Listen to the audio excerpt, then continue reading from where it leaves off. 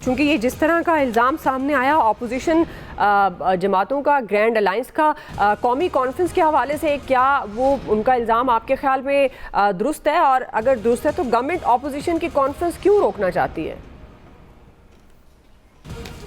देखें, जो अपोजिशन बनी है इस वक्त, जो सिचुएशन सामने आई है, जो महमूद खान अचकज़ई कह रहे हैं कि बात भी करेंगे तो फ़ौज से करेंगे और इस बात पे करेंगे कि वो बैरकों में जाए, पीछे जाए, सरहदों पे जाए और हमने कुछ और नहीं करना, तो फिर तंग आमद बजंग आमद जवाब भी उधर से है। हुकूमत का नाम आप इस्तेमाल कर लें, पीटीआई चूँकि इसकी रूहें रवा है, नाम पे फ्रंट पे महमूद खान अचकज़ई और शाहिद खकान अब्बासी हैं, तो ये जवाब है पीटीआई को कि अब 9 मई का जो आज की ताज़ा मेरे पास है वो मामला भी बहुत आगे चला गया है। अब माफ़ी शाफ़ी भी नहीं होने की, अब केसेस के फ़ैसले होने हैं और कोई बातचीत नहीं हो रही। तो जब ये हो रही है तो पीटीआई ने जब सियासी रास्ता नहीं लिया तो अब अदालती रास्ता उनके लिए मौजूद है, उसमें उन्हें लड़ना होगा, उसमें ही उन्हें निकलना होगा। और इसीलिए अब आप देख रहे हैं कि कुछ मुलाकातों पे भी रोक दिया गया है, कुछ जो चीज़ें चल रही थी वो अब रमज़ान शरीफ में उनकी दोबारा लगेंगी पेशियाँ वगैरह, जो अडयाला जेल में तो चूँकि हुई नहीं 2 पेशियाँ, दोनों केसेस की वो बाहर रोबकार पे हाज़िरी लगा दी गई, इमरान खान साहब की और दूसरे में बेगम बुशरा की भी। तो ये जो चल रही है ना सख्ती लड़ाई, ये चूँकि इन्होंने तय कर लिया है अपोजिशन की इन जमातों ने, जिसमें से JUI ने तो बिरत इख्तियार किया ना कि हम बतौर मुबस्सिर गए थे और एलामिये पे हमारे दस्तखत भी नहीं हैं, जिनको ये सब शामिल करने के लिए भाग दौड़ रहे हैं। और जमात इस्लामी के लियाकत बलोच भी स्पेशल इन्विटेशन पे आए थे, वो कोई इनके इत्तेहाद में नहीं है जो तहरीक तहफ़्फ़ुज़ आईन पाकिस्तान अब तक जिस शेप में भी मौजूद है, क्योंकि स्टीयरिंग कमेटी के चेयरमैन उसके शाहिद खकान अब्बासी हैं।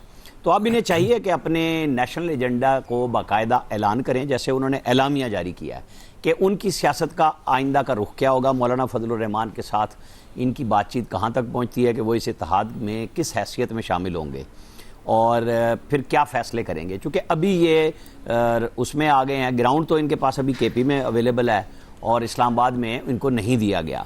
अब अदालतों की तरफ जाते हैं, सुप्रीम कोर्ट में उन्होंने कहा है, तड़ी लगाई है बल्कि उमर अयूब ने कि मैं चीफ़ जस्टिस के पास दोबारा जाऊँगा, तो बिल्कुल उन्हें जाना चाहिए। चीफ़ जस्टिस ऑफ पाकिस्तान सारे पाकिस्तान के हैं, लेकिन वो अदालतें तो मौजूद नहीं है ना जो कहती थी केस हमारे पास ले आओ, और जज आके बैठ जाते थे, अमला आके बैठ जाता था, पीटीआई पटिशन तैयार कर रही होती थी। तो अब वो सिचुएशन उस तरह मुवाफिक नहीं है इनके लिए।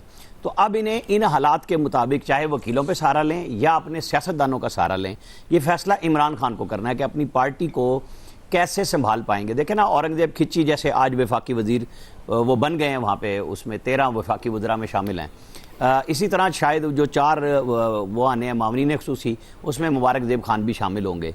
तो वो जिन लोगों ने जो पीटीआई के टिकट पे नहीं आए और सुप्रीम कोर्ट के उस 8 रुकनी यकतरफा फैसले की नज़र में भी नहीं आए कि वो किसी जमात में हैं, उन्होंने तो अपना आइनी तौर पे अपना हक इस्तेमाल किया 26वीं तरमीम का, और इन्होंने आज एलामिये में 26वीं तरमीम समेत बग़ैर लिखे, तो उनका ख्याल ये था कि शायद JUI मान जाएगी, तमाम गैर आइनी तरमीम को मुस्तरद किया। तो गैर आइनी तरमीम तो सिर्फ फिर इनके हिसाब से तो 26वीं हुई, और जो वो पास कराने में JUI ने भरपूर साथ दिया है बतौर जमात, इसलिए वो इनके साथ नहीं है। और स्ट्रीट पावर के लिए अगर पीटीआई के बाद अगर कोई दस्तयाब पार्टी अवेलेबल थी और है, क्योंकि ख़त्म तो नहीं हुआ ना मामला, वो तो मौलाना फजलुर रहमान ने तो दोनों तरफ से शराइत देखनी है कि उनको किस में सहूलत ज़्यादा होगी। तो ऐसे में इनको सोचना चाहिए कि कौम परस्तों को मिलाएं, जिन लोगों पे बहुत ज़्यादा बलोचिस्तान में अलहदगी पसंदगी का इल्ज़ाम लग रहा है उनको इंसानी हकूक़ के नाम पे मिला के ये किस किस्म की तहरीक चलाना चाहते हैं, ये बहरहाल इन तमाम कौमी सियासतदानों के सोचने का है, जो बैठे तो थे आज। और अगर इसको उर्फ़ आम में कहा जाए कि जी बड़ा जुल्म हुआ है, बिल्कुल ठीक है, सियासी तौर पे जमहूरी तौर पे तमाम लोगों को ये राइट है और होना चाहिए जी कि वो आएँ, अपनी बात करें, वो जलसे करें सारी जगह पे। लेकिन मैंने जो बात आपको स्टार्ट में कही कि जिससे मोहब्बत है, जिससे लड़ाई है, जिससे नफरत नौजवानों में घोली जा रही है, जिसका नाम पाक फौज है, तो फिर आपको तय भी करना चाहिए ना कि फिर आप बहादुर बने, फिर लड़ लें, लड़ तो रहे आप। ठीक जी आया सर। अच्छा, अब दुआ आपने बिल्कुल ठीक कहा, हुकूमत ने रोका है। उसकी वजह ये कि जब तक किसी हुकूमती तर्जुमान का ये बयान नहीं आता कि हमारा कोई कसूर नहीं है, ये तो जिनसे आपकी लड़ाई है उन्होंने रोका है, तो फिर मैं मान जाऊंगा। मेरे नज़दीक इस वक्त इस्लामाबाद में PMLN की गवर्नमेंट है और चंद इत्तेहादी उनके जो हैं उनकी हुकूमत है, उन्होंने रोका है। मेरा सवाल हुकूमत से ये है, क्या ये कोई बंदूकें लेके आए थे वहाँ, असला लेके आ रहे थे, पेट्रोल बम लेके आ रहे थे कि आपने इनको वहाँ वो कॉन्फ्रेंस नहीं करने दी, मेरी समझ से बाहर है। तकरीरें तो हो गई, उन्होंने वैसे भी कर ली, तो फिर क्या फ़ायदा हुआ? मतलब आप जो एक वो जमहूरियत का नाम लेते नहीं थकते आप लोग, अब मुसलसल कि जी जमहूरियत को नुकसान हो रहा है, ये पार्टी, मतलब क्या ये गैर जमहूरी रवैया कहेंगे आप इसको, ये पीटीआई का, कि ग्रैंड अपोजिशन को इकट्ठा करना या इनको सबको साथ मिला के वहाँ एक कॉन्फ्रेंस करना? मैं मेरी अकल से बाहर है कि मैं इसको ये कोई कहे कि ये गैर जमहूरी अमल है। ये इंतहाई जमहूरी अमल है और एक बहुत बड़ी जमहूरी पार्टी, पॉलिटिकल पार्टी PMLN, वो रोक रही है इस अमल को। तो इससे क्या मतलब मैं लूँ? जाहिर है वो आप मतलब इस चीज़ की भी आज़ादी आप छीन रहे हैं कि कोई बात भी नहीं करेगा, तो पीका लगा दें इन पे, इनको आप कॉन्फ्रेंस करने दें, तकरीरें करने दें, उसके बाद पीका लगा के उठा लें सबको। तो आपके पास इख्तियार है ना इस वक्त, फिर क्या मसला है? कोई इशू नहीं है। लेकिन रोला वही है जो रही सही साख है इन जमातों की, दो बड़ी पॉलिटिकल पार्टीज इस मुल्क की, पाकिस्तान मुस्लिम लीग नवाज और पीपल्स पार्टी, ये वो भी ख़त्म कर रहे हैं बिल्कुल। मतलब या तो आप मतलब एतराफ़ कर लेना जी, हमारे पास तो पल्ले इख्तियार ही कोई नहीं है, 1% भी इख्तियार नहीं है। अभी मुझे चंद दिन पहले एक साहब कह रहे थे कि अब इन्होंने अपने इख्तियारात इस्तेमाल करने शुरू कर दिए हैं, और वो मुझे आज नज़र आ गए। हाँ, वज़रा ने हल्फ उठा लिया आज मज़ीद, वो बिल्कुल इख्तियार, वो देखें ना शिजा फातिमा ने कितनी अच्छी परफॉर्मेंस है उनकी, कि आपके इंटरनेट की इतनी सहूलतें आपको दे दी उन्होंने कि उनको फुल वज़ीर बना दिया, वज़ीर मुमलिकत से। और इससे ज़्यादा और क्या कारकर्दगी हो सकती है इस मुल्क में किसी की कि वो फुल वज़ीर बन जाता है इस तरह की।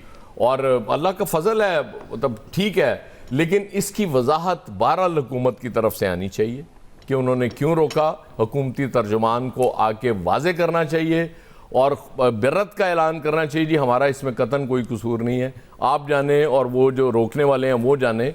लेकिन जब तक कोई इस तरह की चीज़ मेरे सामने नहीं आती हुकूमती तर्जुमान की, मैं यही समझूंगा कि PMLN ने आज ये इंतहाई गैर जमहूरी और गैर आइनी इकदाम किया है।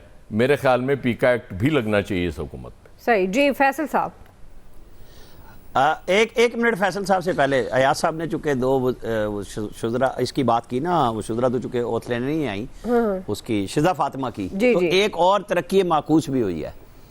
जो अलीम खान की पार्टी के हैं ना ओन चौधरी साहब, वो PDM गवर्नमेंट में वफाकी वजीर थे, आज उन्होंने मिनिस्टर ऑफ स्टेट का ओथ लिया। सही तरक्की। वो परवेज खटक साहब हैं इसमें जी, एडवाइजरों के नोटिफिकेशन अलग होने हैं, वो 3 एडवाइजर। अच्छा, उसमें है वो जो वज़ीर आला हुआ करते भी आ रहे हैं। अच्छा ठीक है, सही जी जी जी ठीक। स्पेशल असिस्टेंट भी 4 आने हैं। हाँ जी, ठीक हो गया जी। फैसल साहब, आपको लगता है हुकूमत क्यों रोकना चाहती है, और क्या ये जो इल्ज़ाम ऑपोजिशन लगा रही है गवर्नमेंट पे कॉन्फ्रेंस से मुतालिक, क्या ये दुरुस्त है? देखिए ना, ये जो बहस है ना कि हुकूमत ने रोका या किसी और